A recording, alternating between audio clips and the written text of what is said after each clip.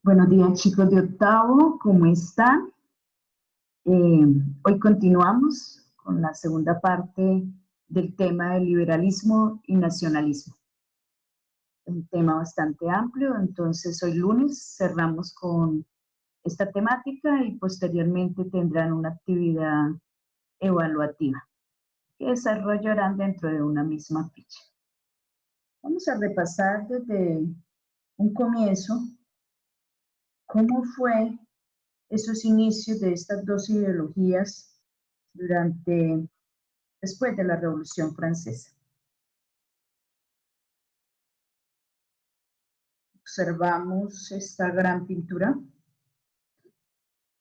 alegoría a esa Francia, esa gran señora semidesnuda de Francia, que con su bandera invita al pueblo a luchar contra la monarquía absolutista.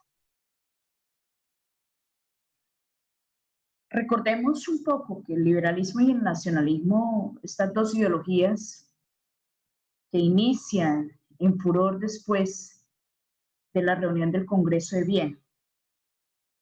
Pero recordemos un poco que a partir de 1814-1815, a lo largo de un año, se organiza el Congreso de Viena, integrado por las grandes potencias vencedoras que lograron derrotar a Napoleón en la batalla de Leysin y en la batalla de Waterloo, donde acaban con el gran imperio napoleónico. Las potencias Rusia, Prusia, Austria, Gran Bretaña, que se unieron y al llevar a Napoleón ya derrotado, dejarlo en la isla de Santa Elena, convocan a una reunión en Viena, en la ciudad de Viena, y toman la decisión, primero, de reconstruir nuevamente Europa, establecer nuevas fronteras y volver esos territorios a sus monarcas absolutistas, como en el caso de Francia, que fue entregado a Luis XVIII, sobrino de Luis XVI, y a España retorna nuevamente la monarquía de Fernando VII. Y algunos territorios pequeños que fueron anexados a estas potencias, en el caso de Rusia, en el caso del Imperio Austriaco.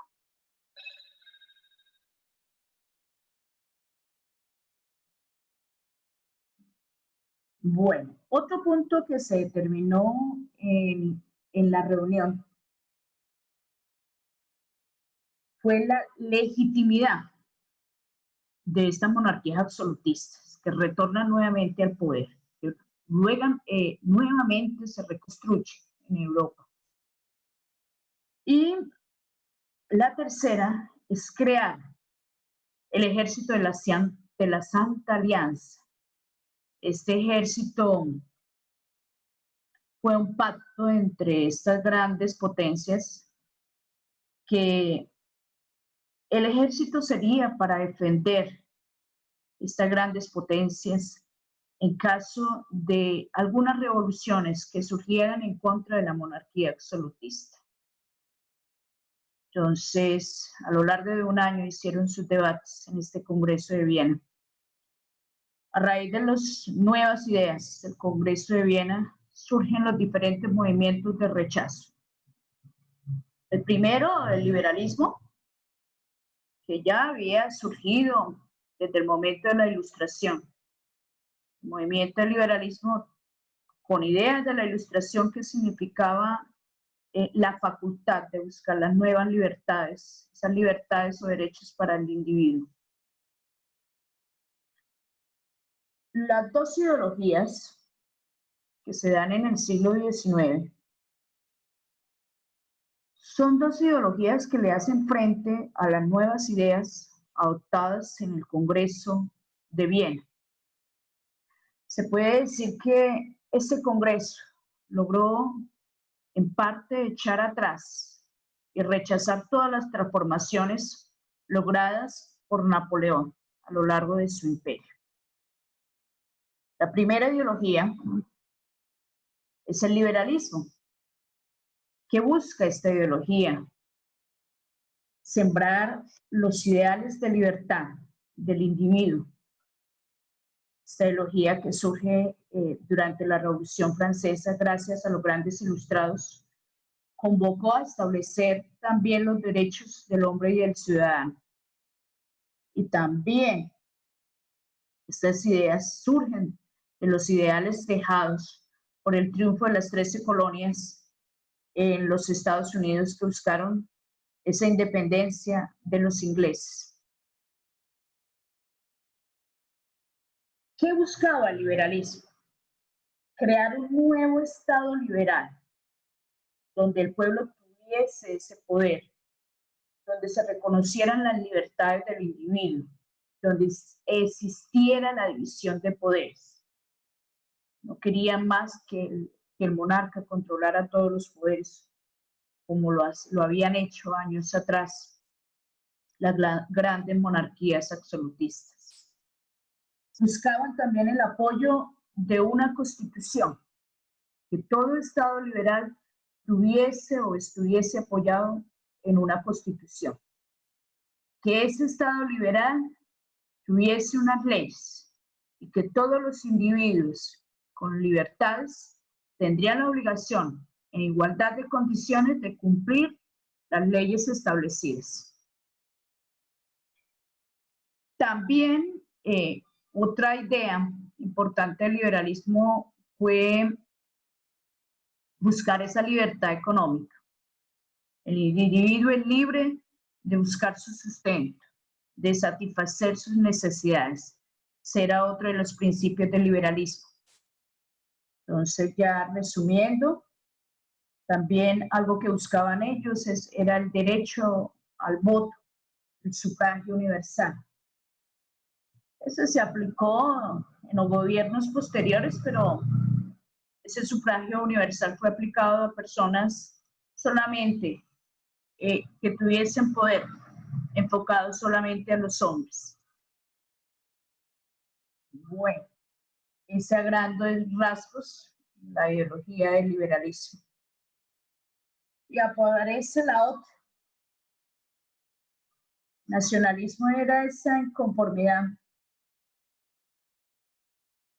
de algunos estados pequeños que habían sido tomados por las grandes potencias del Congreso de Viena, que se habían repartido entre ellos y que habían conformado los estados pontificios, habían organizado también la Confederación del Rin, la Confederación Germana. En estados pequeñitos bajo la autoridad de estas potencias absolutistas. ¿Qué buscaban ellos? Ese derecho de esos pueblos o esos estados pequeños a formar una sola nación independiente. Ya estaban cansados. También desde el momento del imperio napoleónico, porque también habían sido tomados como posesiones de Napoleón. Buscaban que estos estados independientes fueran una sola nación, integrados por una identidad, una cultura, unidos bajo una misma historia, bajo una misma lengua, y tener sus propias fronteras. El propio Estado que los identificara en el caso de tener una sola bandera, un solo himno, de que fueran reconocidos en Europa como esos estados independientes. Entonces, ¿qué buscaba el pueblo? Buscaba reclamar su propia soberanía, que tuviesen su propia identidad, que los estados que habían sido tomados se reintegraran bajo las mismas condiciones de identidad que tenían estados vecinos para conformar un solo país bajo una misma nación. Es ahí cuando surgen los primeros estados, como el caso de Alemania, como en el caso de Italia, aparece ya como un solo país, Alemania también, y así los siguieron realizando diferentes estados pequeños que conformaban la geografía europea.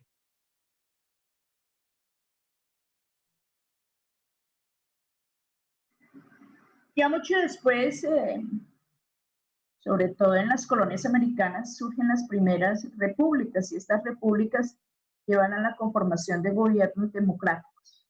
Otra ideología más que todo sembrada en América. Viene ya el derecho del hombre en América de poder votar, pero hombres con posiciones económicas estables, grandes terratenientes. Y a partir de ahí, cuando ya los criollos tienen esa autonomía en sus gobiernos, comienzan a formar las primeras repúblicas. Y en Europa, a raíz de esas ideas liberales y nacionalistas que se fueron sembrando, poco a poco van escalando en las esferas de los gobiernos absolutistas que van quedando atrás y llegan a formarse como las monarquías constitucionales o monarquías parlamentarias.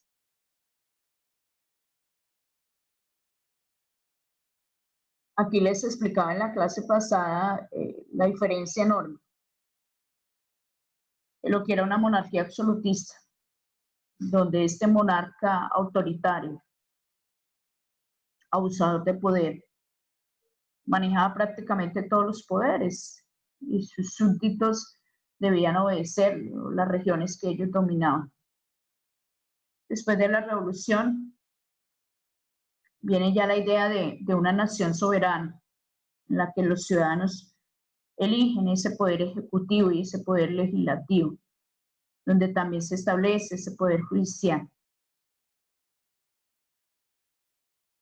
Repasamos nuevamente las ideas principales del liberalismo, tanto en los aspectos políticos, sociales y económicos. Políticos, la defensa de libertades y derechos individuales. La segunda, la igualdad de todas las personas ante la ley, ya lo había explicado. También de buscar una soberanía nacional, un pueblo en la que los ciudadanos, más que todo enfocado a los ciudadanos que eligen y buscan su representación. La división de poderes, las libertades que todo ser humano busca, la asociación, la de libre pensamiento, la de establecer una constitución a nivel social,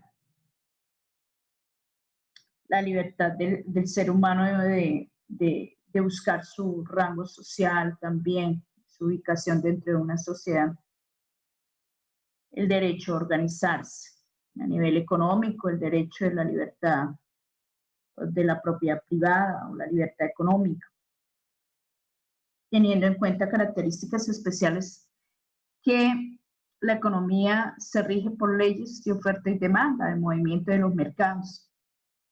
El gobierno solamente interviene para regularla.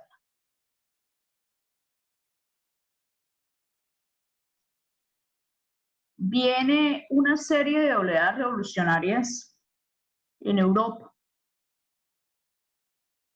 hecho que afrontó las monarquías absolutistas con su nuevo ejército de la Santa Alianza. El pueblo no se queda con los brazos cruzados, quiere seguir con los ideales de esa revolución francesa, que no se quedaran atrás.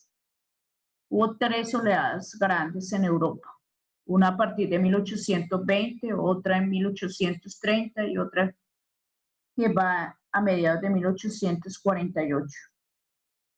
¿Cuáles fueron las características de estas oleadas revolucionarias?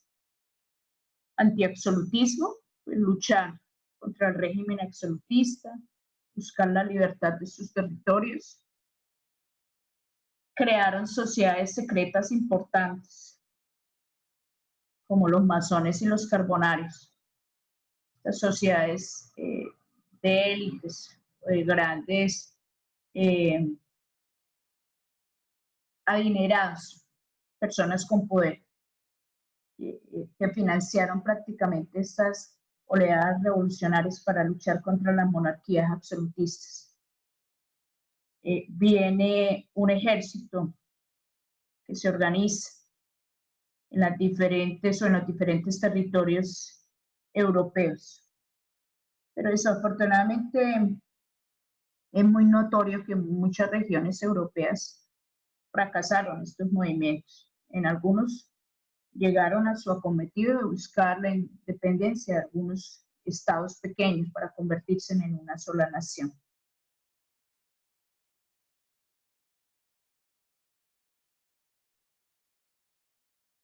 Las primeras revoluciones de 1820,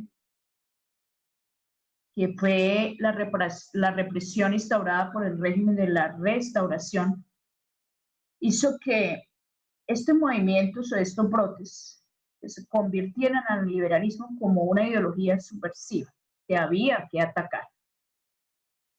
Por eso estas organizaciones, como les comentaba, algunas funcionaron desde la clandestinidad.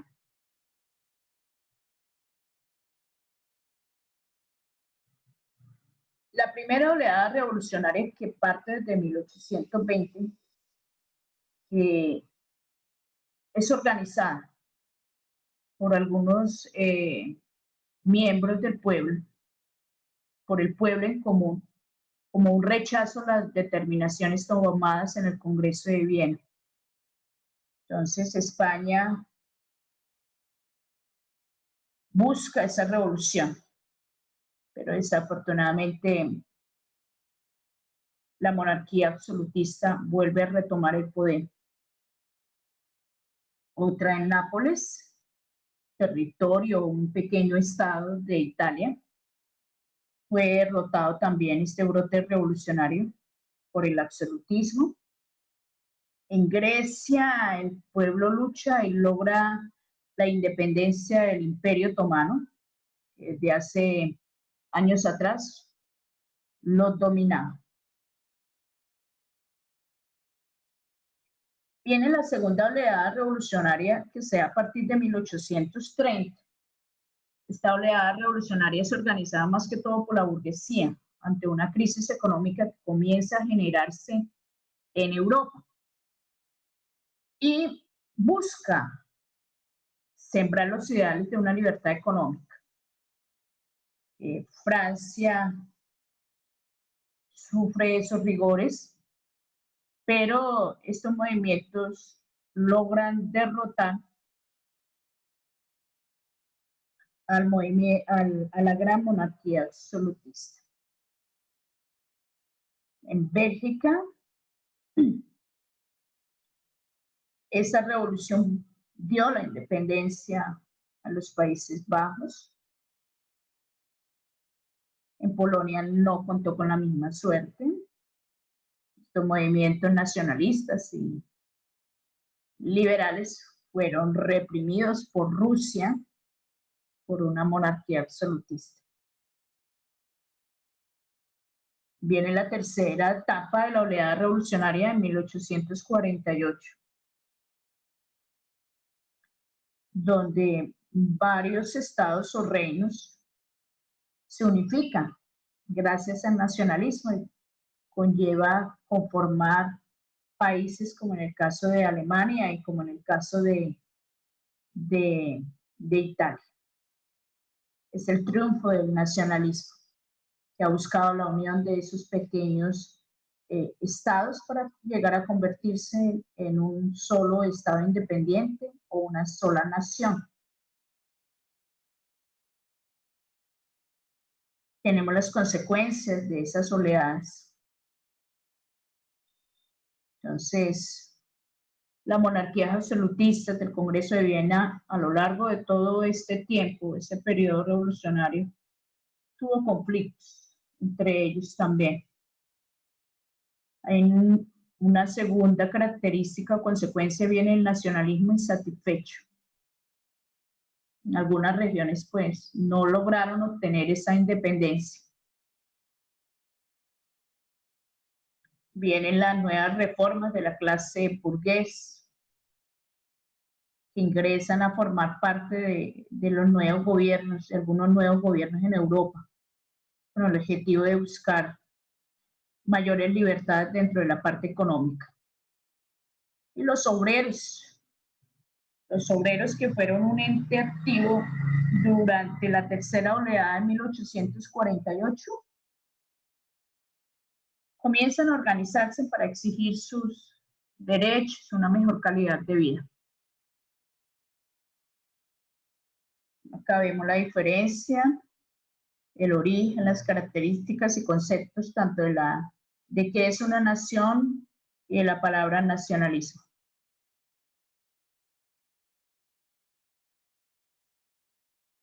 Toman apuntes de estas